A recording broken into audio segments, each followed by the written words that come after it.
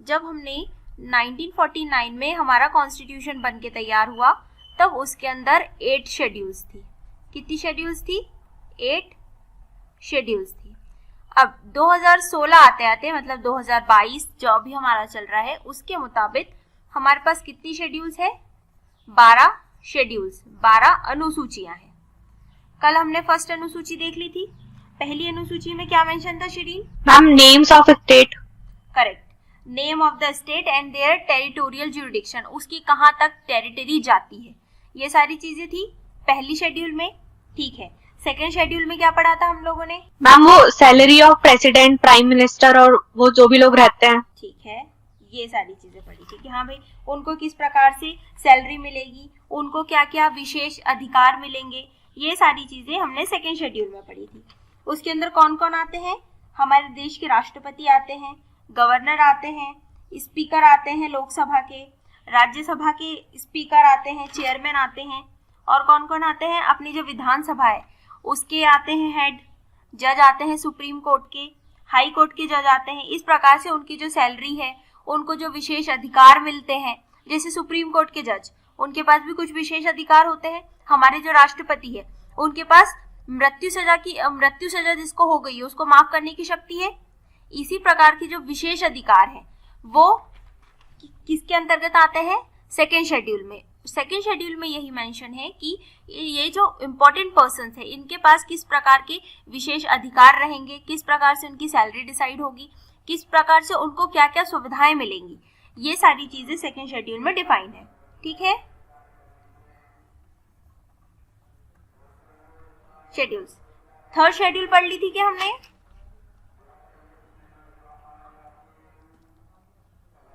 क्या था बेटा थर्ड शेड्यूल में? मैम वो शपथ ऑफ मतलब प्रेसिडेंट, प्राइम मिनिस्टर, उनकी शपथ। करेक्ट, हमने देखी थी शपथ किसकी? हमारे जो यूनियन मिनिस्टर रहेंगे, जितने भी अपनी जो कैबिनेट बनेगी, उन लोगों की शपथ का मेंशन है। पार्लियामेंट में जो इलेक्शन हो रहे हैं, इलेक्शन होने के बाद हर मंत्री शपथ लेता है, तो ये जो शपथ लेने वाला प्रोग्राम है वो किस शेड्यूल के अंतर्गत आता है? थर्ड शेड्यूल के अंतर्गत। ठीक है, वैसे ही सुप्रीम कोर्ट का जो जज है वो जज अपॉइंट होने से पहले शपथ लेता है कि हाँ भाई हम हमारे देश की पूर्ण निष्ठा के साथ सेवा करेंगे वगैरह वगैरह। स्टेट मिनिस्टर्स अपनी शपथ लेते हैं, स्टेट लेजिस्लेचर के मिनिस्टर्स अपनी शपथ लेते हैं, और हाई कोर्ट के जो जज है। इस प्रकार से जो इम्पोर्टेंट व्यक्ति हो, चाहे वो लेजिस्लेटिव के हो या एग्जीक्यूटिव के हो, जो भी शपथ से रिलेटेड प्रोग्राम है वो कौन से शेड्यूल में आता है? थर्ड शेड्यूल में आता है या तीसरी अनुसूची में आता है। मैंने फोर्थ अनुसूची को मोस्ट आईएमपी करके बताया था। फोर्थ अनुसूची में क्या लिखा था हमने? बताइए मैम। वो सीट का बंटवारा। कहाँ पर? एलोकेशन ऑफ सीट इन राज्यसभा। ठीक है, राज्यसभा के अंदर हम किस प्रकार से अपनी सीटों का बंटवारा करेंगे। हम मतलब हम हमारे जो स्टेट्स है, हमारे जो राज्य है वो, और हमारी जो यूनियन टेरिटरीज है वो सारी की सारी किस प्रकार से हमारी राज्यसभा में सीटों का बंटवारा किया जाएगा। राज्यसभा में कौन से राज्य की कितने सीटें होंगी, किस प्रकार से उसका डिस्ट्रीब्यूशन होगा, कौन उसको लेगा, कौन उसको नहीं लेगा, इस प्रकार की सारी चीजें कौन से शेड्यूल में मेंशन थी? फोर्थ शेड्यूल में। कल हमने फोर्थ शेड्यूल या चौथी अनुसूची तक पढ़ लिया था, राइट है? Yes ma'am, yes ma'am. आज हम देखते हैं फिफ्थ शेड्यूल। ये इसमें ये आरक्षण के बारे में भी बताया गया है कि राज्यसभा और जो भी है विधानसभा केवल केंद्र शासित प्रदेशों में, राज्यों के लिए एक बार इसको और बता दीजिए। फोर्थ एक और कैसा है राज्यसभा में सीटों का आवंटन? अच्छा हाँ। राज्यसभा में सीटों का आवंटन, बिल्कुल सही। राज्यसभा में हम किस प्रकार से हमारे जो राज्य है उनकी सीटों का आवंटन करेंगे। जैसे यूपी जो स्टेट है उसकी लोकसभा में भी सबसे ज्यादा सीटें हैं और राज्यसभा में भी सबसे ज्यादा सीटें किसकी है? उत्तर प्रदेश की। तो क्यों है उसमें इतनी ज्यादा सीटें? जनसंख्या पर डिपेंड सर। जनसंख्या पर डिपेंड करता है, बिल्कुल उसी प्रकार से।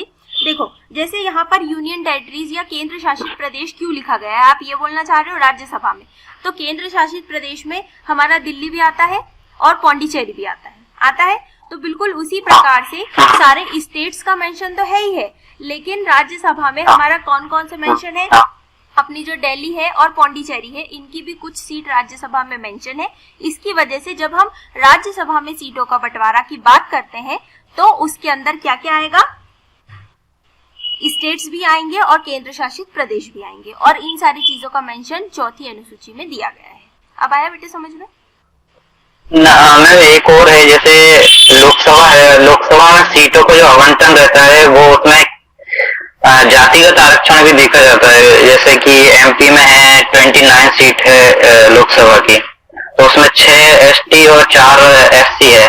तो वैसे राज्यसभा में जातिगत आरक्षण क्यों नहीं है, सीटों का आरक्षण क्यों नहीं है सीटों पर? कहाँ पर? लोकसभा में?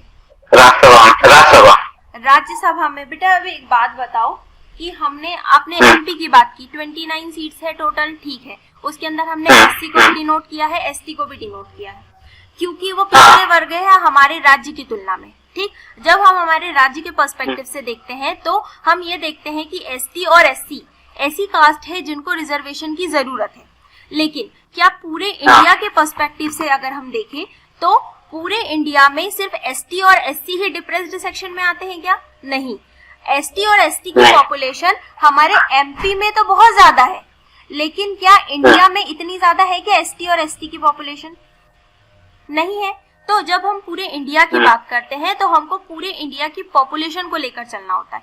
इसकी वजह से हम रिजर्वेशन का जो कॉन्सेप्ट है, वैसे तो रिजर्वेशन का कॉन्सेप्ट अपने इंडिया में भी अप्लाई होता है, एप्लीकेबल है ना, एसटी और एससी को तो रिजर्वेशन वहां पे भी मिला है, लेकिन राज्यसभा में क्यों नहीं मिला? आपका क्वेश्चन ये है। राज्यसभा में इसलिए नहीं मिला क्योंकि हमने उसको लोकसभा में आरक्षण दिया है। हम एक ही व्यक्ति को, एक ही कास्ट को अलग अलग जगह पर कैसे हम आरक्षण दे सकते हैं? फिर तो वही बात हो गई, एक तो राज्यसभा में वैसे ही 230 सीटें हैं, अगर हम वहां पर भी किसको अप्लाई कर दे, आरक्षण वाले कॉन्सेप्ट को, तो वहां पर ऐसा नहीं लगता आपको कि कुछ लोगों के साथ अत्याचार हो जाएगा? राज्यसभा एक ऐसा डिवीजन है या एक ऐसा हाउस है जहां पर समानता के अधिकार के तहत सभी लोगों को इक्वल राइट दिए जाते हैं कि हाँ भाई जिसको भी राज्यसभा में आना है तो वो आ सकता है। उसके अंदर आपने रिजर्वेशन वाला किसी भी प्रकार के कॉन्सेप्ट को अप्लाई नहीं किया जाता। आया समझ में? ठीक है, ठीक है। कहाँ पे थे भाई हम? 4th शेड्यूल पे। 5th पे आ जाए, 5वीं अनुसूची।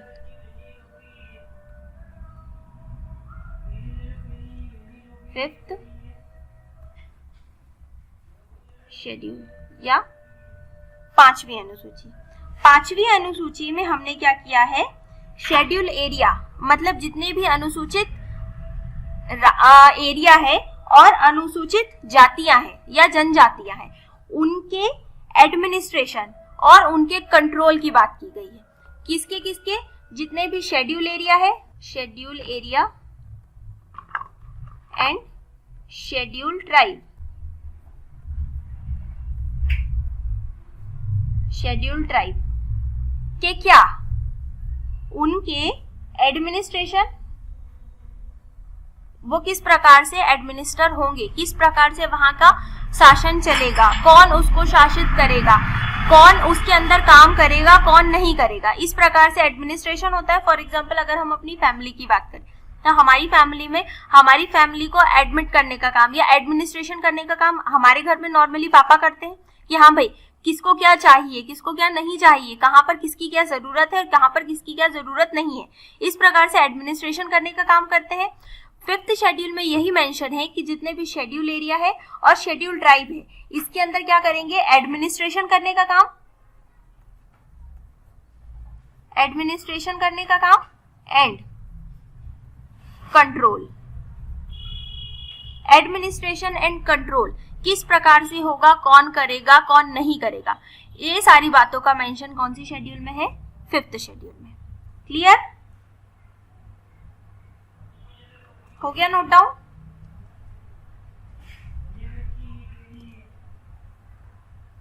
हुआ कि नहीं? कर लिया मैम। ठीक है, नेक्स्ट पर आते हैं अपन 6th शेड्यूल पर। अब ये जो 6th शेड्यूल है ये मोस्ट इम्पोर्टेंट है क्योंकि हर एक मैम अभी आपकी आवाज नहीं सुनाई दे रही थी। अभी आ रही बेटा? Yes ma'am. आप ही को या किसी को भी नहीं आ रही थी? वॉइस में कोई प्रॉब्लम हो रही है क्या? नहीं मैम, नहीं ठीक है। आपकी वॉइस में नहीं है। आ रही थी ना सभी लोगों का आवाज? या मैं डबल से करूं, ऐसा बताओ। अभी आ रही है सभी को आवाज? हाँ अभी ठीक है, चलो। यस मैम अब आ रही। अब अपन देखते हैं 6th शेड्यूल पे। इस 6th शेड्यूल पे 2 स्टार लगा लेना, मोस्ट आईएमपी भी टिक कर लेना क्योंकि ये वाला क्वेश्चन हर एग्जाम में पूछा जाता है। ठीक, कि हाँ भाई 6वीं अनुसूची में क्या मेंशन है, या 6वीं अनुसूची में किन राज्यों के शासन को बताया गया है, या किन राज्यों की अर्थव्यवस्था या किस प्रकार से उसको कंट्रोल किया जाएगा, कौन उसको एडमिनिस्टर करेगा, इस प्रकार की बात कौन सी अनुसूची में की गई है। तो अभी हम पढ़ रहे हैं 6th शेड्यूल।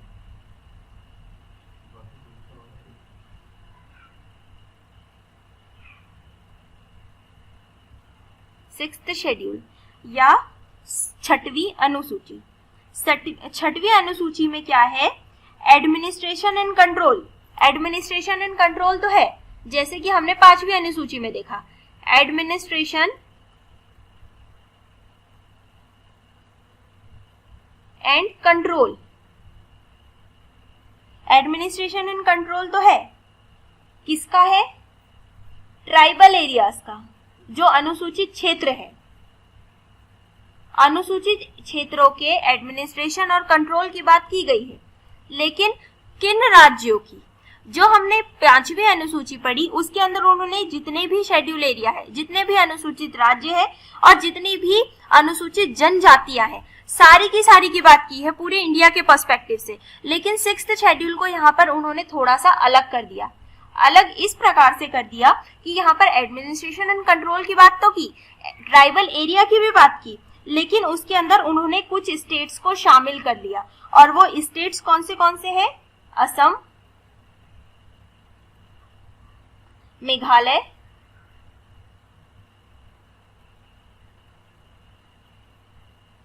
त्रिपुरा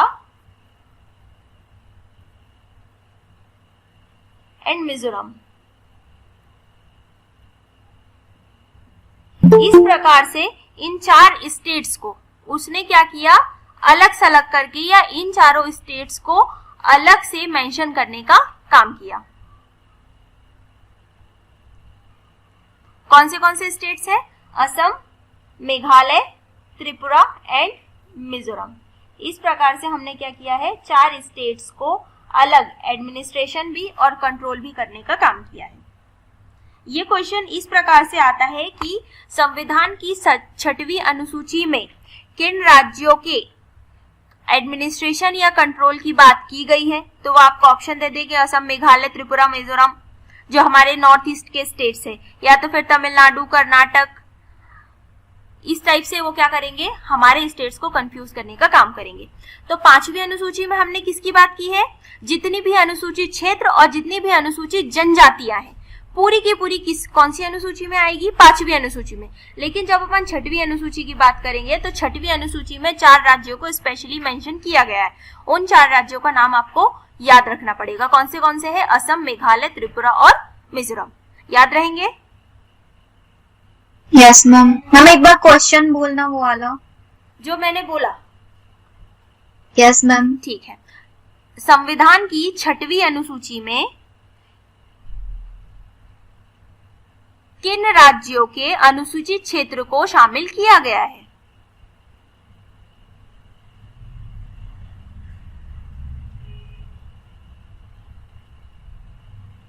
लिख लिया? Yes ma'am. अब आंसर डाल के लिख लो असम, मेघालय, त्रिपुरा एंड मिजोरम। इन 4 स्टेट्स का नाम याद रखना। अब एक बात बताओ, ये असम, मेघालय, त्रिपुरा और मिजोरम, इनको 5वीं अनुसूची में क्यों नहीं डाल दिया अपन ने? 6वीं अनुसूची इनके लिए अलग से क्यों लाए?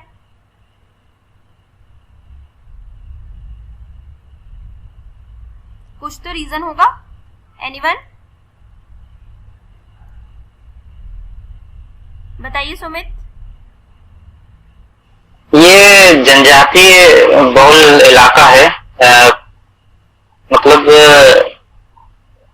थोड़ा सा कम्युनल कह सकते हैं, यहाँ पे कुछ कानून भी लगते हैं, आशवा एक्ट थोड़ा सा सेंट्रल के, तो इस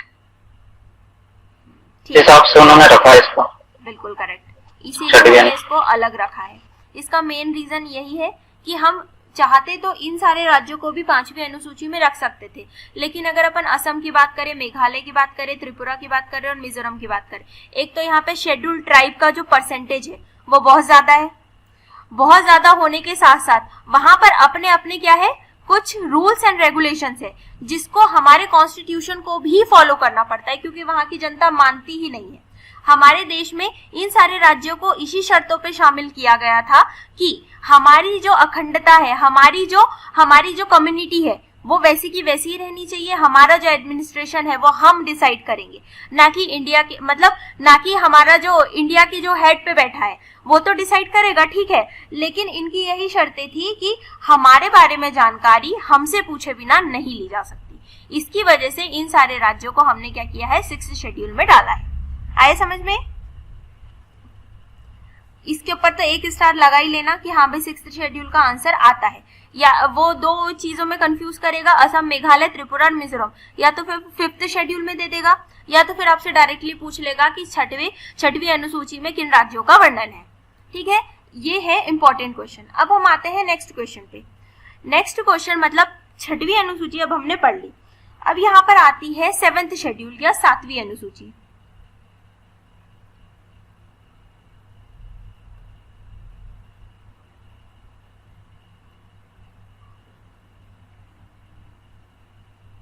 सातवीं अनुसूची।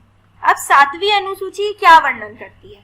7वीं अनुसूची में यह वर्णित है कि कौन किस प्रकार के रूल्स एंड रेगुलेशन को बनाने का काम करेगा। फॉर एग्जाम्पल यहाँ पे उन्होंने क्या किया है, पावर को डिवाइड करने का काम किया है। पावर को डिवाइड करने का काम इन द सेंस कि हाँ भाई, जो हमारी सेंट्रल गवर्नमेंट है, जो हमारी केंद्र सरकार है, वो किन विषयों पर कानून बना सकती है, हमारी राज्य सरकार किन विषयों पे कानून बनाएगी, और जो केंद्र सरकार और राज्य सरकार दोनों से बच गए हैं जो विषय, उनके ऊपर कानून कौन बनाएगा। तो इस प्रकार से 7वीं अनुसूची में क्या किया है उन्होंने, पावर, वो जो पावर है उसको डिस्ट्रीब्यूट करने का काम या डिवाइड करने का काम किया है।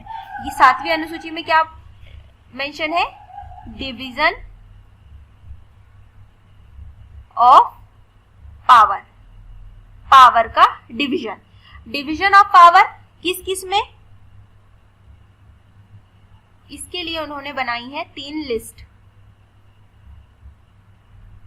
एक आती है यूनियन लिस्ट, संघ सूची, स्टेट लिस्ट, और एक आती है कॉन्करेंट लिस्ट, संघ सूची, राज्य सूची और समवर्ती सूची। राज्य सूची और समवर्ती, इन 3 चीज में हमने क्या किया है, पावर को डिवाइड करने का काम किया है। पावर है, ठीक है, लेकिन क्या एक व्यक्ति उसको अच्छे से पूरे देश को कंट्रोल कर सकता है क्या? नहीं कर सकता। इसीलिए हमने क्या किया है, अपने कुछ सब्जेक्ट्स लिए और उन सब्जेक्ट्स को डिवाइड करने का काम कर दिया। कौन से इसमें सब्जेक्ट को हमने डिवाइड करने का काम किया? यूनियन लिस्ट में कि हाँ भाई, सेंट्रल गवर्नमेंट किन विषयों पर नियम और कानून बना सकती है, उसका मेंशन है यूनियन लिस्ट में। राज्य सरकार किन विषयों पर नियम कानून बनाएगी, इसका मेंशन है स्टेट लिस्ट में। और जो सब्जेक्ट बच गए हैं, जिनके ऊपर न राज्य सरकार बना पाई न केंद्र सरकार बना पाई, और जिनके बारे में क्लियरली कुछ मेंशन नहीं है, कुछ ऐसे इंस्टेंसेस होते हैं जो हमको पहले से नहीं पता होता है, एट इंस्टेंट हमको डिसीजन लेना पड़ता है। तो इस प्रकार की जो बातें होती है, जो केंद्र और राज्य दोनों में नहीं है, वो किसके अंतर्गत आती है? समवर्ती सूची के अंतर्गत आती है।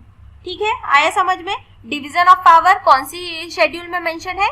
7th शेड्यूल में। इसके अंतर्गत क्या किया गया है? 3 लिस्ट बनाई गई है। कौन सी? यूनियन लिस्ट, स्टेट लिस्ट और एक कॉन्करेंट लिस्ट। अब आती है बात यूनियन लिस्ट की। यूनियन लिस्ट में रूल्स एंड रेगुलेशन बनाने का काम कौन करेगा?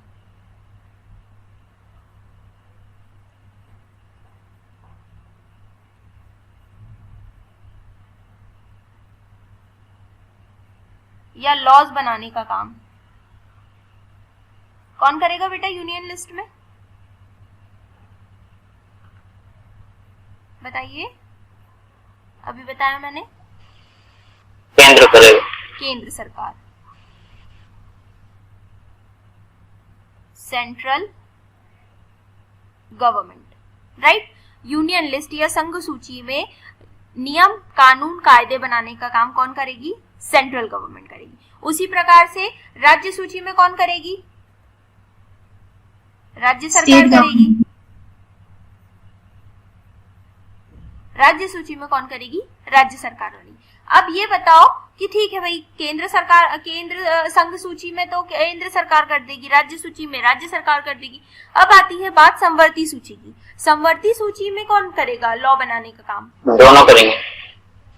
समवर्ती सूची में, करेक्ट है। समवर्ती सूची ऐसी सूची है जिसके अंदर केंद्र सरकार और राज्य सरकार दोनों ही रूल्स एंड रेगुलेशन बना सकते हैं। लेकिन अगर कभी ऐसी मतभेद वाली बात आती है कि यार सेंट्रल गवर्नमेंट ने कोई और रूल बना दिए और उसी से रिलेटेड स्टेट गवर्नमेंट ने कोई और रूल बना दिए, तो मान्यता किसे दी जाएगी? सेंट्रल गवर्नमेंट को दी जाएगी। वहां पर सेंट्रल गवर्नमेंट की बात को अधिक मान्यता दी जाएगी। सेंट्रल के आगे स्टेट गवर्नमेंट की बातों को इतना ज्यादा महत्व नहीं दिया जाता है, क्योंकि जो केंद्र है वो पूरे देश का है और राज्य सिर्फ एक की बात करता है। आए समझ में? फॉर एग्जाम्पल एमपी के लिए कोई बात चल रही है, हमको कोई रूल्स एंड रेगुलेशन बनाना है, उसके ऊपर सेंट्रल गवर्नमेंट का कुछ अलग व्यू है एंड स्टेट गवर्नमेंट का कुछ अलग व्यू है। तो सेंट्रल गवर्नमेंट के जो व्यूज है उसको ज्यादा मान्यता दी जाएगी in comparison with the state government. ऐसा नहीं है कि अगर स्टेट गवर्नमेंट चाहे तो रूल्स एंड रेगुलेशंस नहीं बना सकती, नहीं, ऐसा नहीं है। मैं ये बोल रही हूँ अगर मतभेद आता है तो सेंट्रल गवर्नमेंट को ज्यादा मान्यता दी जाएगी। अदरवाइज अगर हमने कॉन्करेंट लिस्ट के जरिए स्टेट गवर्नमेंट ने भी कोई लॉ या रूल और रेगुलेशन बनाया है तो वो भी अधिमान्य होगा, वो भी उतना ही महत्वपूर्ण होगा जितना कि सेंट्रल गवर्नमेंट का होता है। क्लियर है? आया समझ? Yes ma'am. ठीक है, ये सारी चीजें मैं पूछने भी वाली हूँ थोड़ी देर बाद, अच्छे से सुनना। इनके सब्जेक्ट थोड़ा कंफ्यूजन करते हैं एग्जाम में। हाँ, इनके कंफ्यूजन करते हैं। देखो, जैसे अब अपन केंद्र सरकार की बात करें तो केंद्र सरकार में अपनी जो फाइनेंशियल से रिलेटेड जितने भी है वो सारे के सारे यूनियन लिस्ट में आ जाएंगे। अब जैसे अपन को न्यूक्लियर मिसाइल हो गई, डिफेंस टेक्नोलॉजी हो गई। अभी अपन ने S-400 बुलाया था, कहाँ से बुलाया था? रशिया से बुलाया था। उसकी वजह से अपने को ये अमेरिका ने अपने ऊपर क्या लगा दिया था? कैट्सा लॉ लगा दिया था। तो क्या ये जो हमने राफेल बुलाया या S-400 बुलाया, क्या ये राज्य सरकार बुला सकती थी क्या? हमारी जो एमपी गवर्नमेंट है वो एमपी की अलग से सुरक्षा के लिए मिसाइल टेक्नोलॉजी या मिसाइल को बुला सकती है क्या दूसरे देशों से? क्या उसके पास इतनी अथॉरिटी है? नहीं है। बिल्कुल उसी प्रकार से ये जो संघ सूची है, इस संघ सूची के सब्जेक्ट अलग डिवाइड है। जो सिर्फ संघ या हमारा जो यूनियन है वही कर सकता है, उसके अंदर राज्य का किसी भी प्रकार से कोई भी इंटरफेरेंस नहीं होगा। जैसे अभी मैंने मिसाइल टेक्नोलॉजी की बात करी, उसके लिए संघ का काम है। उसी प्रकार से जब अपन स्टेट गवर्नमेंट की बात करते हैं तो स्टेट गवर्नमेंट क्या करती है? स्टेट गवर्नमेंट के सब्जेक्ट, फॉर एग्जाम्पल अब हमारे गांव में किसी जमीन का बंटवारा करना है तो पटवारी करेगा। पटवारी किसके अंतर्गत आता है? राज्य सरकार के अंतर्गत आता है। तो एग्रीकल्चर से रिलेटेड जितनी भी चीजें हैं, एग्रीकल्चर से रिलेटेड, वाटर सप्लाई से रिलेटेड, एग्रीकल्चर से रिलेटेड तो राज्य सूची का वैसा कैसे होगा? क्यों हमारे राज्य सूची का विषय क्यों नहीं हो सकता भाई एग्रीकल्चर से रिलेटेड? माना ये अभी जो फॉर्मल बोलिए फॉर्मल बिल आए थे वो तो सेंट्रल गवर्नमेंट ने बनाए थे जो वापस लिए गए। हाँ ठीक है, सेंट्रल गवर्नमेंट ने बनाए थे, लेकिन क्या उसने यूनियन लिस्ट के अंतर्गत बनाए थे या कॉन्करेंट लिस्ट के अंतर्गत बनाए थे? और वो मुझे नहीं पता। तो बस यही बात है बेटा कि देखो, जब अपन राज्य सूची की बात करते तो एग्रीकल्चर में या कृषि सिर्फ एक पॉइंट नहीं है। एक पॉइंट के अंदर अपन एग्रीकल्चर को डिफाइन नहीं कर सकते, उसके अंदर बहुत सारे सब सेक्शंस होते हैं। फॉर एग्जाम्पल एग्रीकल्चर के लिए किसी भी टाइप की मशीनरी अपन को बाहर से इंपोर्ट करना है, ठीक, और उसके लिए अपन को केंद्र सरकार की सहमति या सील साइन जरूरी है। तो राज्य सरकार क्या उसको अपनी मर्जी से कर सकती है क्या, ये बोल के कि हाँ भाई ये हमारा विषय है? नहीं बोल सकती, नहीं बोल सकती। बिल्कुल इसी प्रकार से कुछ ऐसे सब्जेक्ट्स होते हैं जिनके ऊपर केंद्र, राज्य और समवर्ती सूची मतलब दोनों मिलकर लिस्ट बना सकते हैं। जैसे मैंने ये वाला क्राइटेरिया यहाँ पे बताया ना, समवर्ती सूची वाला, उसी प्रकार से अगर राज्य ने किसी भी प्रकार का कोई भी एक्ट बना दिया है और यूनियन लिस्ट में उसको नहीं मान्य किया जा रहा है, तो अगर अपन उसकी बात करें बैलेंस की, तो पड़ला हमेशा किसका भारी रहेगा? संघ सूची का। संघ का डिसीजन हमेशा अपर मोस्ट पोजीशन पे रहेगा। अगर संघ ने कोई डिसीजन लिया है तो नॉर्मली संघ का डिसीजन ही माना जाता है in comparison with the state list. अब आया समझ में? पर जैसे मैम ये मोटर व्हीकल जो एक्ट आया था, जो हैवी चालान वसूलना वाला, तो वो राज्य सरकार ने, जो एमपी में कमलनाथ की सरकार थी तब उन्होंने रोक दिया था। अभी भी वो अपने मध्य प्रदेश में वो एक्ट लागू नहीं है, मोटर व्हीकल एक्ट। हाँ। तो वो पूरे कुछ राज्यों में है, मतलब सेंट्रल ने जो बनाया है मोटर व्हीकल एक्ट, वो काफी राज्यों में, पर मध्य प्रदेश ने उस पर रोक लगा कर रखी है। बिल्कुल सही बोल रहे हो, क्योंकि वो स्टेट लिस्ट का सब्जेक्ट है। स्टेट लिस्ट का सब्जेक्ट है इन द सेंस, देखो अब मैं इसको तुमको दूसरे एग्जांपल से समझाती हूँ। दूसरे एग्जांपल से, जैसे कि वेस्ट बंगाल, वेस्ट बंगाल समझ लो, या तो फिर क्या समझाएं यार इसके लिए, motor vehicle act. Motor vehicle act को किसने रोका था? कमलनाथ सरकार ने। और उसको शिवराज सिंह सरकार ने चालू नहीं किया कि कर दिया? अभी तो पता नहीं ये, पर चालान तो उतना नहीं जितना 5000 कटता था बिना हेलमेट के। कुछ राज्यों में कटा है, महाराष्ट्र जैसे राज्यों में, पर अपने मध्य प्रदेश में अभी तो नहीं है वो। अच्छा, तो कहने का मतलब ये है कि देखो बेटा, जो राज्य लिस्ट है, जो राज्य सूची के विषय आते हैं, उसके ऊपर स्टेट, ये जो स्टेट गवर्नमेंट है ना, जो राज्य सूची है, इसके ऊपर स्टेट गवर्नमेंट की फुल अथॉरिटी होती है। स्टेट गवर्नमेंट की फुल अथॉरिटी मतलब इसके अंतर्गत जितने भी विषय आते हैं वो सारे के सारे विषयों पर नियम और कानून बनाने के लिए राज्य सरकार स्वतंत्र होती है। उसे जरूरत नहीं है यूनियन के पास जाने की और यूनियन से किसी भी प्रकार की सील साइन लेने की या किसी भी प्रकार की मदद लेने की, लेकिन सिर्फ उन्हीं सब्जेक्ट्स को जो राज्य सूची के अंतर्गत आते हैं। और अगर राज्य सूची की अपन बात करें, जैसे आपने बोला मोटर व्हीकल एक्ट, मोटर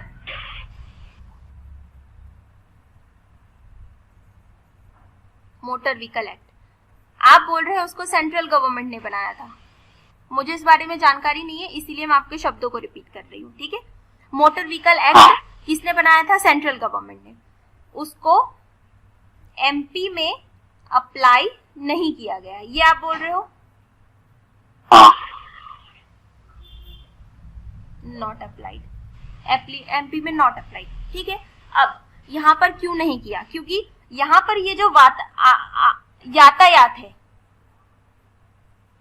यातायात, ये राज्य सूची का विषय है।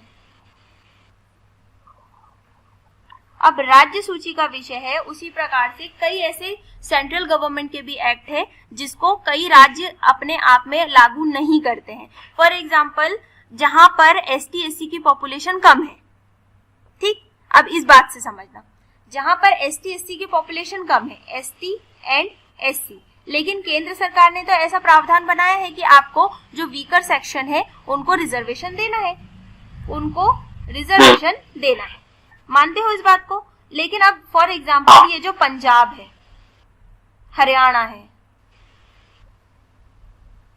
पंजाब हरियाणा, अब यहाँ पर एससी की पॉपुलेशन तो बहुत ही कम मेजॉरिटी में, तो क्या जैसा रिजर्वेशन हमारे एमपी में मिल रहा है वैसा का वैसा रिजर्वेशन पंजाब और हरियाणा में मिल रहा है क्या? उसी परसेंटेज के हिसाब से बताइए। नहीं, हाँ, राज्य सरकार की वैकेंसियों में नहीं मिलेगा, केंद्र में तो सेम ही रहेगा। हाँ, केंद्र सरकार में रहेगा, लेकिन राज्य सरकार के अंदर तो नहीं रहेगा ना, वही मैं बोलना चाह रही हूँ। नहीं अपना जो स्टेट है ना, उसको अपन अपने हिसाब से, अपनी यहाँ की जो जनता है उनके स्वरूप के अनुसार उसके अंदर कुछ अमेंडमेंट करके लागू कर सकते हैं। बोलने का मतलब सिर्फ इतना है। जरूरी नहीं कि सेंट्रल गवर्नमेंट ने अगर कोई एक्ट बना दिया है तो उसको वैसा का वैसा ही सारे राज्य अप्लाई कर लेंगे, ऐसा बिल्कुल नहीं है। स्टेट के पास ये अथॉरिटी होती है कि अपने राज्यों की जियोग्राफिकल कंडीशन के अनुसार और फाइनेंशियल कंडीशन के अनुसार हम उसके अंदर कुछ थोड़ा बहुत अमेंडमेंट करके हम उसको अप्लाई कर सके। अब आया समझ में? क्लियर हुआ थोड़ा बहुत? ठीक है भाई। 7वीं अनुसूची में क्या किया है हमने? 3 विषयों को डिवाइड किया है, संघ सूची, राज्य सूची और समवर्ती सूची। संघ सूची के विषय, अब इसके अंदर एक क्वेश्चन ये आता है कि संघ सूची में कितने विषय होते हैं, कितने विषय अंतर्गत आते हैं राज्य सूची में और समवर्ती सूची में? Division of power, union, state and concurrent. ये क्वेश्चन आता है कि हाँ भाई संघ सूची के अंतर्गत कितने विषय आते हैं। तो जब हमारा कॉन्स्टिट्यूशन बना था तो उसके अंदर 97 सब्जेक्ट्स थे, लेकिन अब वो सब्जेक्ट्स कितने हो गए हैं? टोटल 100। हमको याद कितने रखने हैं? 100। ये क्या था? अर्लियर, मतलब पहले कितने सब्जेक्ट थे संघ सूची के अंतर्गत? 97 सब्जेक्ट थे, लेकिन अब कितने सब्जेक्ट हो गए हैं हमारे पास? 100 सब्जेक्ट हो गए। उसी प्रकार से स्टेट लिस्ट के अंतर्गत कितने सब्जेक्ट आते थे? 66 सब्जेक्ट आते थे, लेकिन अब कितने सब्जेक्ट हो गए हैं? 61 सब्जेक्ट है जिनके ऊपर राज्य सरकार नियम कानून बना सकती है। पहले कितने थे? 66 थे। ये जो ब्रैकेट में लिखा है ये पहले थे और ये जो ब्रैकेट के बाहर है वो अब है। मतलब वैलिड हमको कौन से वाले याद रखना है? जो अभी है डिवीजन ऑफ पावर के अंतर्गत, कि मतलब जो राज्य सरकार है वो कितने विषयों पर नियम और कानून बनाने का काम कर सकती है। कॉन्करेंट लिस्ट के अंतर्गत कितने सब्जेक्ट आते हैं? 52 सब्जेक्ट्स। पहले कितने सब्जेक्ट्स थे? 47 सब्जेक्ट। ये ज्यादा कुछ नहीं आएगा इसके अंदर, बस इतना ही आएगा कि केंद्र सरकार कितने विषयों पर कानून बना सकती है। तो आपको पता होना चाहिए कि केंद्र सरकार 100 विषयों पर, राज्य सरकार 61 विषयों पर और ये दोनों सरकारें कॉन्करेंट लिस्ट मतलब समवर्ती, राज्य और केंद्र सरकार दोनों मिलकर कितने विषयों पर लिस्ट कानून बना सकती है? 52। आगे समझ में हो गया? Note down. Yes ma'am. किसी को कोई परेशानी तो नहीं जा रही? हार्ड तो नहीं जा रहा? आ रहा ना समझ में? Yes ma'am. पक्का? हेमा आ रहा है समझ में? हाँ आ रहा है। शिरीन? हाँ मैम आ रहा है। चलिए ठीक है, नेक्स्ट पे बढ़ते हैं। कौन सी शेड्यूल पढ़ी अभी अपन ने? डिवीजन ऑफ पावर कौन सी शेड्यूल के अंतर्गत आता है? 7th ma'am. 7th schedule. उसके ऊपर मोस्ट आईएमपी कर लेना क्योंकि वो क्वेश्चन आता है। अब आती है हमारी 8th शेड्यूल, 8वीं अनुसूची। 8th शेड्यूल के अंतर्गत हमने क्या, हम 8th शेड्यूल को याद कैसे रखेंगे? 8वीं अनुसूची के अंतर्गत हमने लैंग्वेज, हमारे देश की जितनी भी लैंग्वेजेस है उसका मेंशन है किसके अंदर? 8वीं अनुसूची के अंतर्गत। ये वाला क्वेश्चन भी नॉर्मली आता है कि 8वीं अनुसूची में किसका वर्णन किया गया है। तो आप लोगों को पता होना चाहिए, जैसे 7वीं अनुसूची में हमने पावर को डिवाइड करने का काम किया था, 6वीं अनुसूची में हमने 4 राज्यों के लिए अलग नियम कानून बनाए थे, 5वीं अनुसूची में हमने शेड्यूल एरिया और शेड्यूल ट्राइब के लिए पावर और एडमिनिस्ट्रेशन का ज्यूरिडिक्शन किया था। बिल्कुल उसी प्रकार से 8वीं अनुसूची में हमने किसकी बात की है? लैंग्वेज की बात की है। लैंग्वेजेस किस प्रकार से कि हाँ भाई हमारे कॉन्स्टिट्यूशन ने कितनी लैंग्वेजेस को रिकॉग्नाइज्ड किया है हमारे देश के लिए, हमारे संविधान में कितनी भाषाओं का वर्णन है, हमारे संविधान में भाषाओं का उल्लेख कौन सी अनुसूची में आता है। इस प्रकार से क्वेश्चन आता है 8th शेड्यूल से रिलेटेड कि हाँ भाई भाषा का प्रावधान किस अनुसूची में है, 8वीं अनुसूची इनमें से किससे संबंधित है, 8वीं अनुसूची में कितनी भाषाओं को सम्मिलित किया गया है, संविधान के अंतर्गत कितनी भाषाएं आती है। इस प्रकार से ये जो है 2-4 क्वेश्चन बनते हैं 8वीं अनुसूची से रिलेटेड।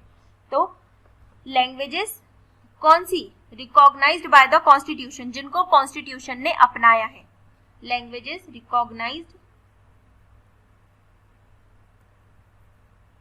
बाय कॉन्स्टिट्यूशन,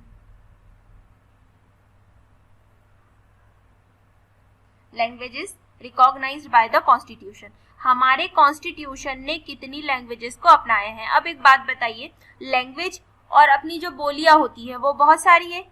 हम हर 4 किलोमीटर पे चल जाए, 10 किलोमीटर पे चल जाए तो वहां की भाषा चेंज हो जाती है, कुछ ना कुछ अंतर आ ही जाता है। आता है कि नहीं आता है? आता है मैम। बिल्कुल बिल्कुल इसी प्रकार से हम यहाँ पर बोलियों की बात नहीं कर रहे हैं, हम यहाँ पर काय की बात कर रहे हैं, लैंग्वेज की बात कर रहे हैं, भाषा की बात कर रहे हैं। तो भाषाओं का उल्लेख संविधान की कौन सी अनुसूची में है? 8वीं अनुसूची में, ठीक है, 8th शेड्यूल में।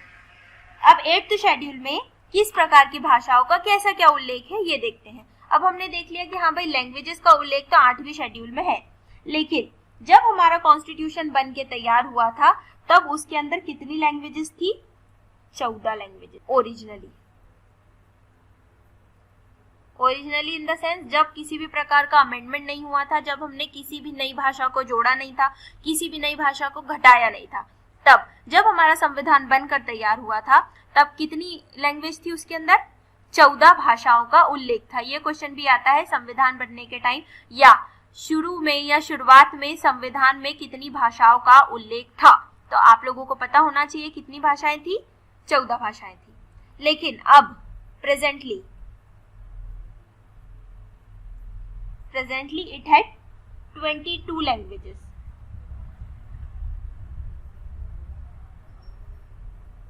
अब कितनी भाषाएं हैं हमारे पास? 22 भाषाएं। याद रहेगा पहले कितनी थी? 14 भाषाएं थी और अब कितनी हो गई है? 22 भाषाएं हो गई है। उन 22 भाषाओं के नाम देखो, जैसे असमी, बंगाली, बोडो, डोगरी, गुजराती, हिंदी, कन्नड़, कश्मीरी, कोंकणी, मैथिली, मलयालम, मणिपुरी, मराठी, नेपाली, उड़िया, पंजाबी, संस्कृत, संथाली, सिंधी, तमिल, तेलुगु एंड उर्दू। इस प्रकार से हमारे पास कितनी भाषाएं हो गई है? अब 22 भाषाएं हो गई।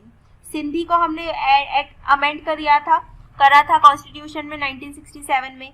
कोंकणी, मणिपुरी और नेपाली को ऐड किया, फिर बोडो, डोगरी, मैथिली और संथाली को ऐड किया और फिर उड़िया को ऐड किया। बिल्कुल इसी प्रकार से 14 लैंग्वेजेस से हमने कॉन्स्टिट्यूशनल अमेंडमेंट एक्ट के द्वारा 14 से हमने कितनी लैंग्वेजेस को अब कर दिया है? 22 लैंग्वेजेस को कर दिया है। ठीक, इन 22 लैंग्वेजेस की मैं आपको पिक सेंड कर दूंगी, आप लोग उसमें से नोट करना है तो नोट कर लीजिएगा, क्योंकि 22 में लिख नहीं पाऊंगी, या तो फिर अभी देख लेते हैं अपन। 1 मिनट।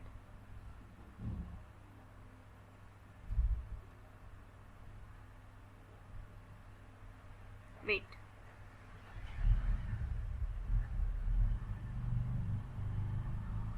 जब हम गूगल पे टाइप करते हैं 8th शेड्यूल,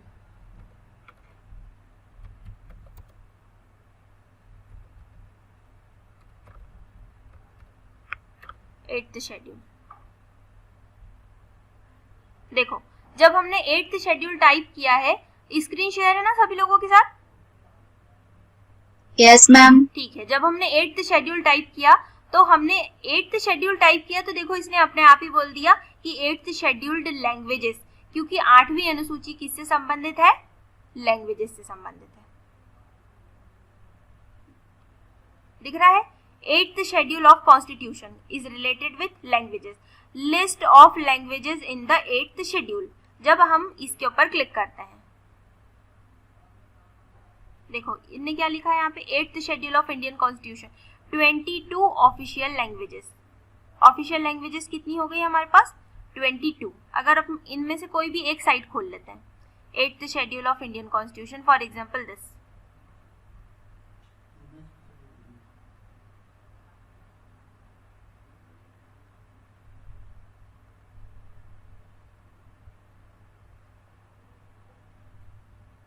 क्या लिखा है यहाँ पे? Union minister of education has informed in the Lok Sabha about various steps taken by the government to promote languages in 8th schedule. आप लोगों को पता है अभी हमारी जो न्यू एजुकेशन पॉलिसी आई है उसके अंदर उन्होंने क्या बोला कि ये जो छोटा बच्चा है, नवजात है, जो KG1 KG2 में पढ़ रहा है, उनको अपनी मातृभाषा में शिक्षा दी जाए. उनको अपनी मातृभाषा में शिक्षा देने के लिए वो क्यों बोल रहा है बताइए.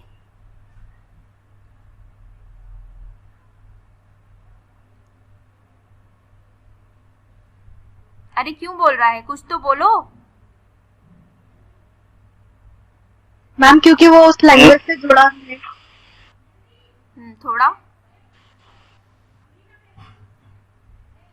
क्योंकि बच्चा अपनी मातृभाषा में बहुत जल्दी सीखता है, बहुत इजीली सीखता है. अगर हमसे कोई बोले, फॉर एग्जांपल मैं शुरू से हिंदी पढ़ रही हूँ, अब एकदम से मेरे को किसी ने KG1 में ले जाके बिठाल दिया और वहां की जो टीचर है वो पूरा इंग्लिश में बात कर रही है, तो क्या मैं उनकी बातों को समझ पाऊंगी क्या? वो जो भी बोल रही हो, वो भले ही मुझसे मेरा नाम पूछ रही हो, लेकिन क्या मैं उनकी बातों को समझ पाने में सक्षम हूँ? नहीं हूँ. बिल्कुल इसीलिए हमारे जो मिनिस्टर्स है, हमारी जो न्यू एजुकेशन पॉलिसी है, उसके तहत हमने क्या किया है, जो छोटे बच्चे हैं, जो प्राइमरी एजुकेशन है, वो हमने हमारी मातृभाषा में या मदर टंग में देने का निश्चय किया है. वो सब इसीलिए ताकि हमारा जो सर्वांगीण विकास है वो अपनी लैंग्वेज में ज्यादा अच्छे से हो सके. चलो वो सारी बातें छोड़ो, 8th शेड्यूल पे आओ. 8th शेड्यूल में क्या लिखा है? Official language of the Republic of India. ये भी आते हैं क्वेश्चन. फॉर एग्जाम्पल कि रिपब्लिक ऑफ इंडिया की ऑफिशियल लैंग्वेज किस पार्ट में वर्णित है, तो पार्ट कौन सा हो गया यहाँ पे? 17.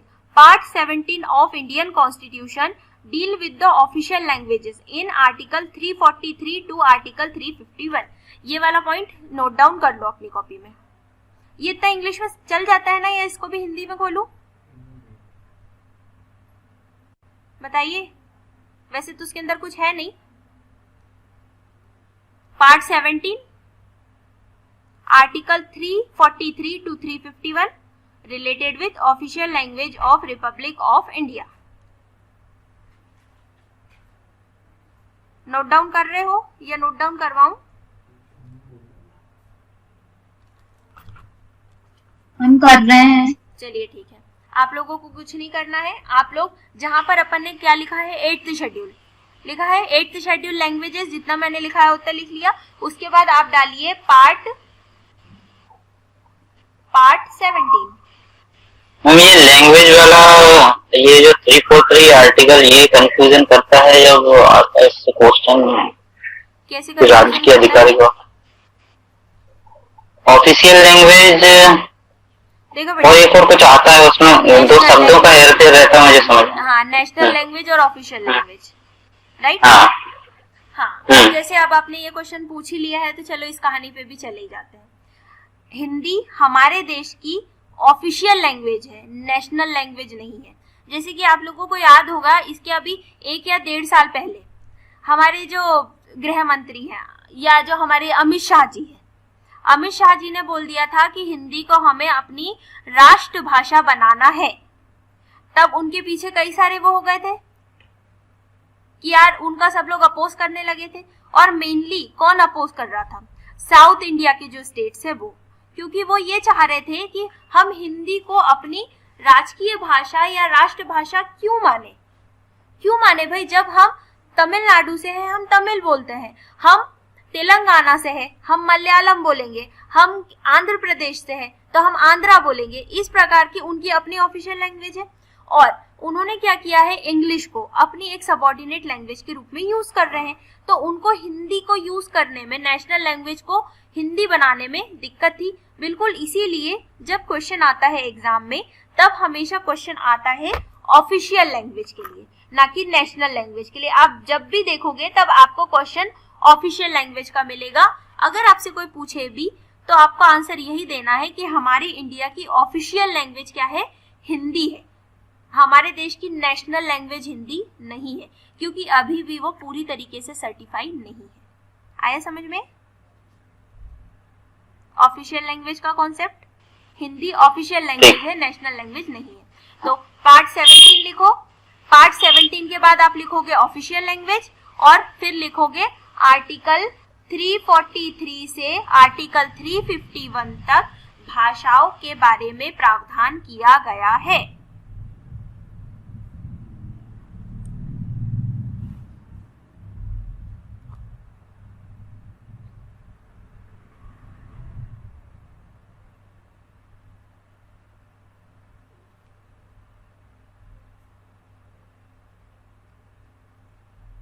लिख लिए?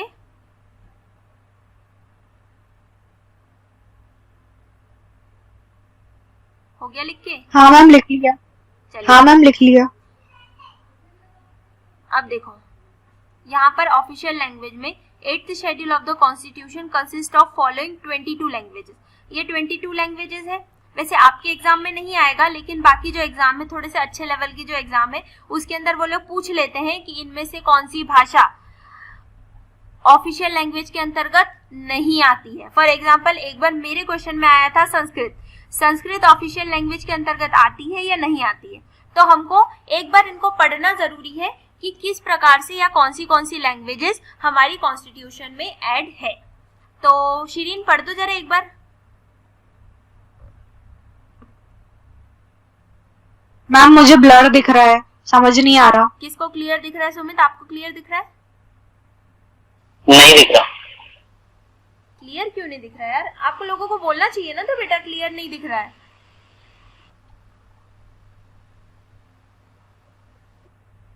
अच्छा ब्लैक बोर्ड पे क्लियर नहीं दिख रहा? ये दिख रहा है। ये दिख रहा है, दिख लेकिन रहा है। अपन ने जो वो खोला था वो नहीं दिख रहा है ना। एक मिनट देखते हैं, शायद नेटवर्क का कोई इशू होगा, इसकी वजह से ऐसी दिक्कत जा रही है। वेट, अभी कोई फर्क पड़ा या वैसे ही है? वैसा ही है मैम। चलिए ठीक है, तो छोड़ो उसको। नेक्स्ट पे पहुंच जाते हैं। 22 लैंग्वेजेस हो गई। पहले कितनी थी हमारे पास? 14 लैंग्वेजेस थी। अब कितनी लैंग्वेजेस हो गई हमारे पास? 22 लैंग्वेजेस हो गई। आप जो एग्जाम दोगे उसके अंदर यही पूछेंगे कि भाषाओं से संबंधित प्रावधान संविधान की कौन सी अनुसूची में है। तो आपका आंसर क्या होगा? 8वीं अनुसूची। पहले संविधान में कितनी भाषाओं को सम्मिलित किया गया था? तो आपका आंसर क्या होगा? 14। और अब उसमें कितनी भाषाएं हैं? 22। ठीक है। 8th शेड्यूल किससे संबंधित है? लैंग्वेज या भाषाओं से संबंधित है। अब हम आते हैं 9th शेड्यूल पे। ये जो 9th शेड्यूल है ये भी अपने आप में बहुत मजेदार है और बहुत इंपॉर्टेंट रोल प्ले करता है। जैसे कि अब मैंने बताया था आपको कि पहले जब संविधान बना था तब कि उसमें कितनी अनुसूचियां थी?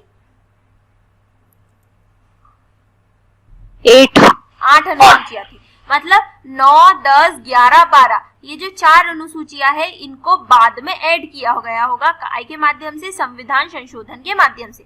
तो यही हमारे क्वेश्चन का बेस बनता है कि किस संविधान संशोधन द्वारा 9वीं अनुसूची को संविधान में शामिल किया गया, किस संविधान संशोधन द्वारा हमने 10वीं अनुसूची को संविधान के अंदर शामिल किया, 11वीं अनुसूची में क्या वर्णित है, 12वीं अनुसूची में किन किन विषयों से रिलेटेड प्रावधान बनाए गए हैं। इस प्रकार से ये जो लास्ट में 4 अनुसूचियां ऐड हुई है इनसे बहुत सारे क्वेश्चन बनते हैं। ठीक, ये जो हम अनुसूचियां पढ़ रहे हैं ना, अगर आप लोगों के एग्जाम में इन अनुसूचियों से ही कई बार 3 से 4 क्वेश्चन आ जाते हैं।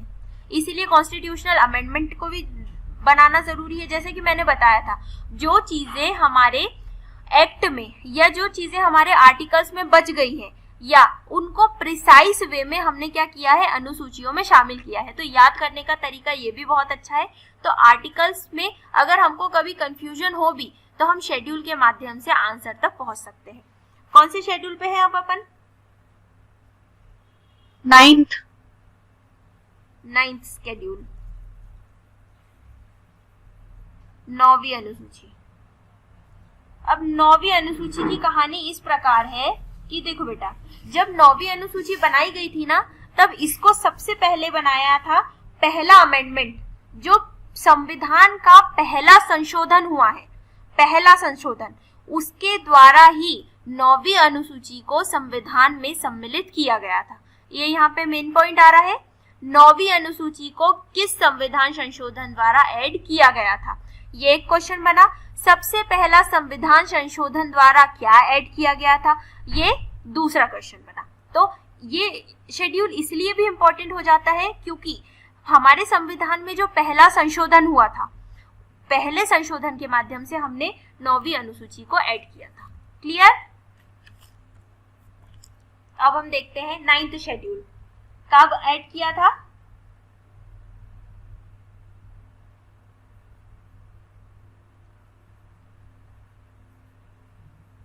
Added by first amendment.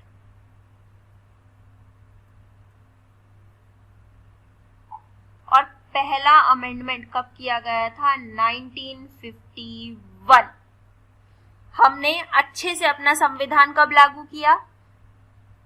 जब सभी देश में, पूरे देश में हमारा संविधान लागू हो गया था। डेट बताओ जल्दी।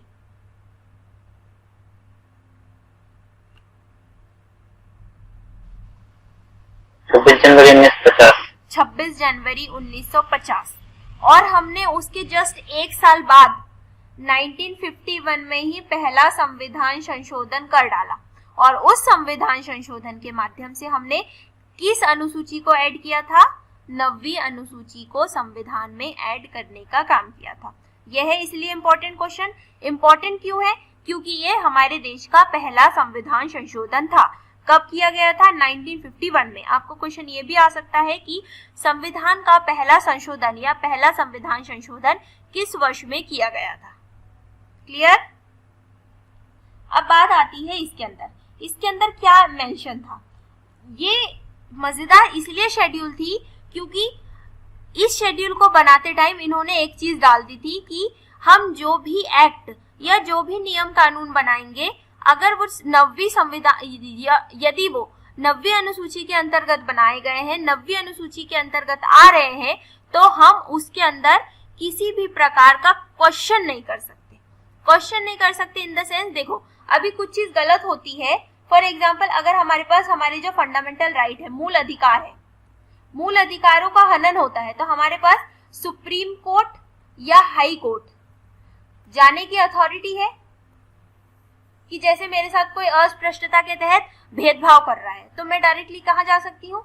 सुप्रीम कोर्ट जा सकती हूँ और हाई कोर्ट जा सकती हूँ। लेकिन 9th शेड्यूल जब 9वीं अनुसूची बनाई गई तो उन्होंने इस फैक्ट को ही हटा दिया। 9वीं अनुसूची के अंतर्गत जितने भी विषयों को डाला गया, उन्होंने क्या बोल दिया कि इसके ऊपर हम जो भी बनाए, आप इसके ऊपर क्वेश्चन नहीं कर सकते। तो ये चीज तो गलत हो गई। फिर अब क्वेश्चन नहीं कर सकते तो सरकार को जो भी लगता था बाकी और किसी में डालते, जैसे एक्ट वगैरह में डालते या दूसरी अनुसूचियों में डालते, तो वहां पर तो उनके ऊपर क्वेश्चन करने की अथॉरिटी थी। लेकिन 9th शेड्यूल में क्या था? उन्होंने पहले ही ये क्लॉज डाल दी कि हाँ भाई, हम जो भी रूल रेगुलेशन बनाएंगे, लॉज बनाएंगे, आप उसके अंदर हम पे क्वेश्चन नहीं कर सकते। तो सरकार के हाथ में एक इक्का आ गया था कि वो जो भी रूल्स एंड रेगुलेशन बनाती, वो ले दे के काय में डाल देती थी? 9th शेड्यूल या 9वीं अनुसूची में डाल देती थी। इस प्रकार से डालने के कारण बहुत सारे एक्ट या बहुत सारी क्या हुआ था, रूल्स एंड रेगुलेशन या लॉज जो है वो 9th शेड्यूल के अंतर्गत आ गए थे। अब जो सही है वो तो ठीक है, लेकिन जो गलत है उनका क्या? उसमें तो दिक्कत जारी थी ना। तो इसीलिए फिर ऐसा कब तक चला? 1973 तक। 1973 तक। लेकिन 1973 में कोर्ट ने क्या बोल दिया? रुको एक मिनट, 1973 नहीं, 2007 सुप्रीम कोर्ट ने 2007 में यह फैसला किया कि जो एक्ट 9वीं अनुसूची में बनाए गए हैं वो तो ठीक है, लेकिन जो एक्ट 1973 के बाद बनाए गए हैं और जिनको 9वीं अनुसूची में शामिल किया गया है, वो जुडिशियल रिव्यू, मतलब कोर्ट क्या कर सकती है? उसको डबल से देखने का काम, उनके ऊपर क्वेश्चन करने का काम कर सकती है।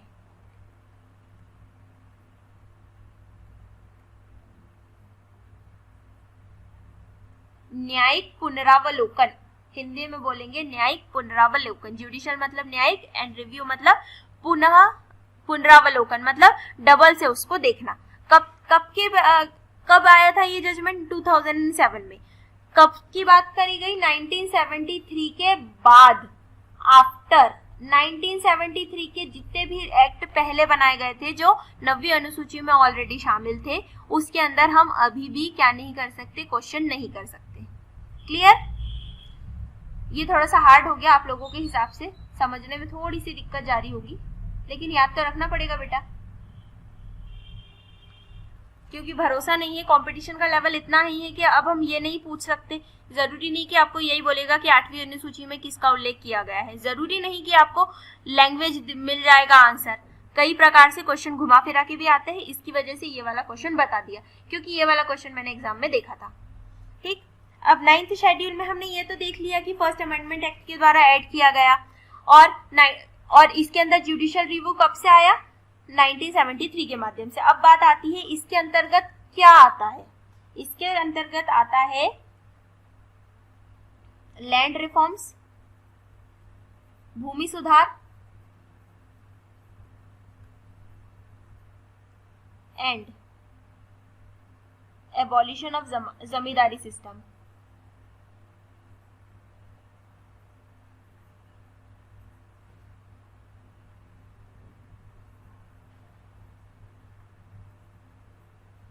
Abolition of zamindari. एबॉलिशन का मतलब क्या हो जाता है? खत्म करना। किसको? जमींदारी सिस्टम को खत्म करना।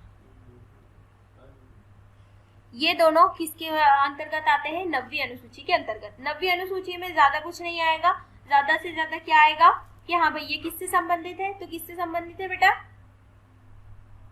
भूमि सुधार से।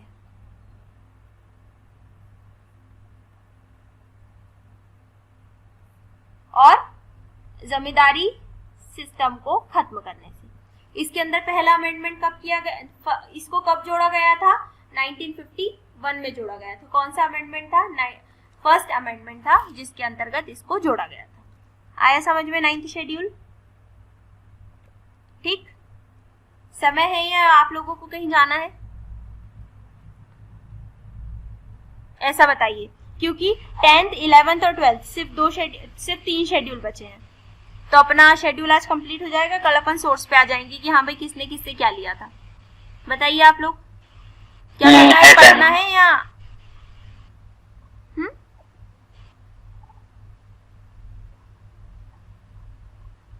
बताइए। टाइम है? ठीक है, आपके पास है। शिरीन आपके पास? यस मैम, बता दीजिए। चलिए ठीक है। स्वाति अपन भी रेडी है ना? Yes ma'am. चलिए ठीक है, आज अपन शेड्यूल कंप्लीट कर लेते हैं बेटा, तो अपनी शेड्यूल कंप्लीट हो जाएगी। उसके बाद अपन सोर्स कर लेंगे कल, क्योंकि सोर्सेज भी अपने आप में बहुत बड़े हैं और उनको याद कराने में टाइम लगेगा। अच्छा ये बताओ, जो मैं लिखवा रही हूँ, जो मैं पढ़ा रही हूँ, वो याद भी होते जा रहा है ना, या नहीं हो रहा?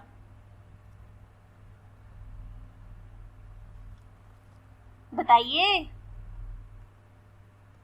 मैम हो रहा है।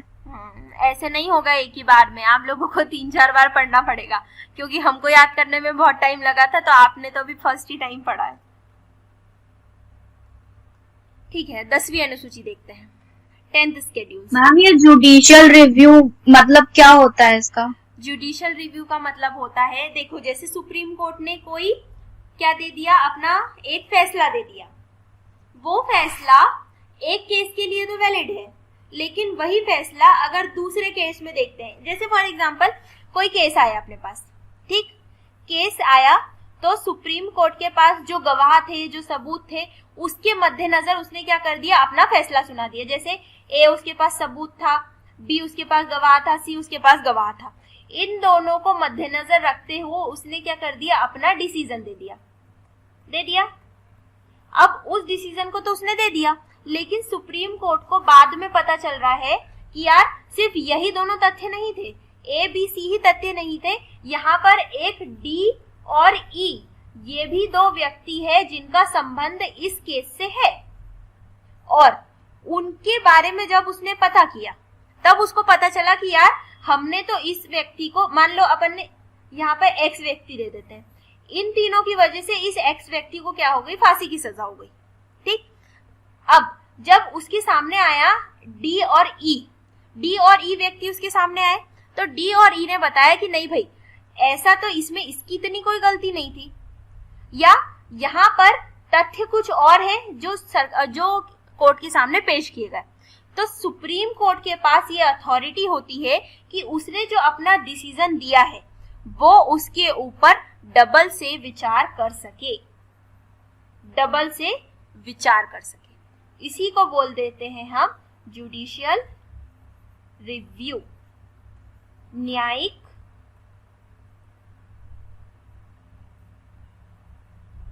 पुनरावलोकन।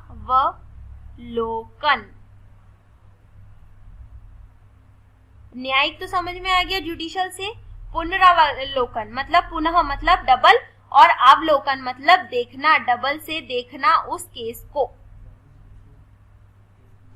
ये 9वीं अनुसूची से इसका क्या रिलेशन है? नहीं, इसका अनुसूची 9वीं अनुसूची से लेना देना नहीं है बेटा।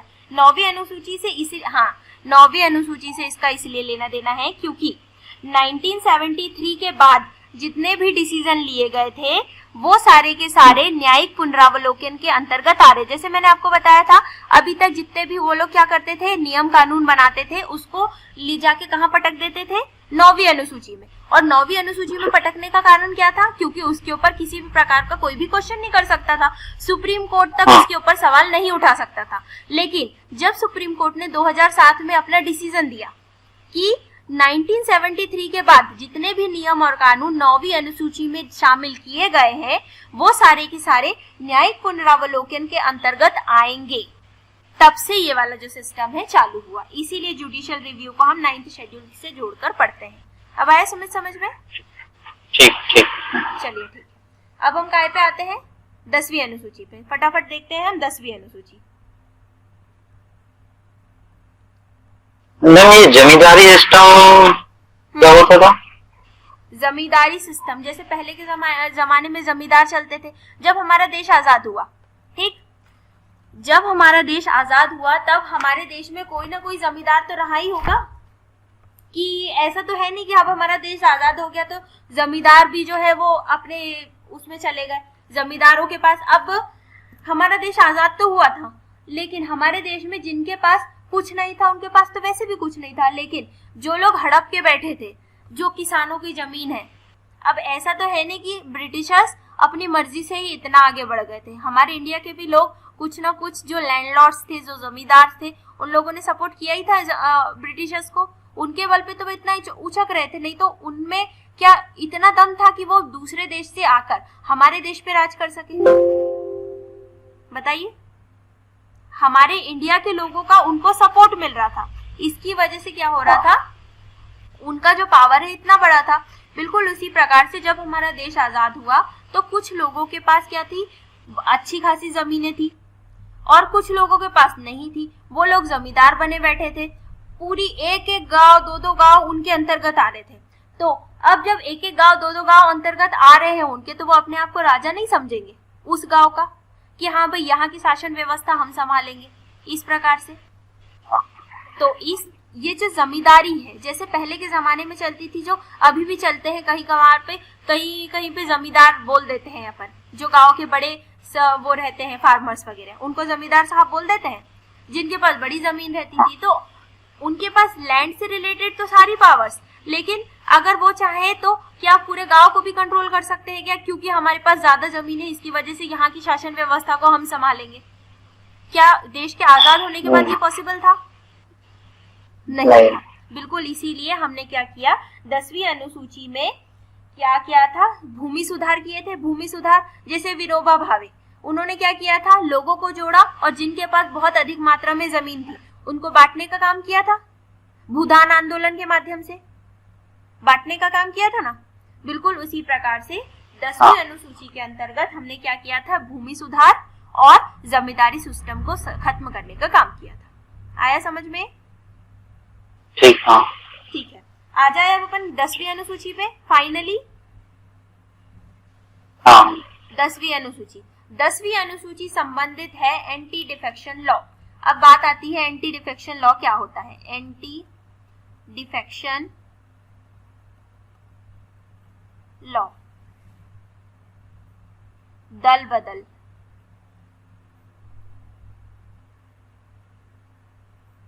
विरोधी कानून, दल बदल विरोधी कानून। हाँ भाई, ये दल बदल किस प्रकार से है, किसी को कोई आइडिया?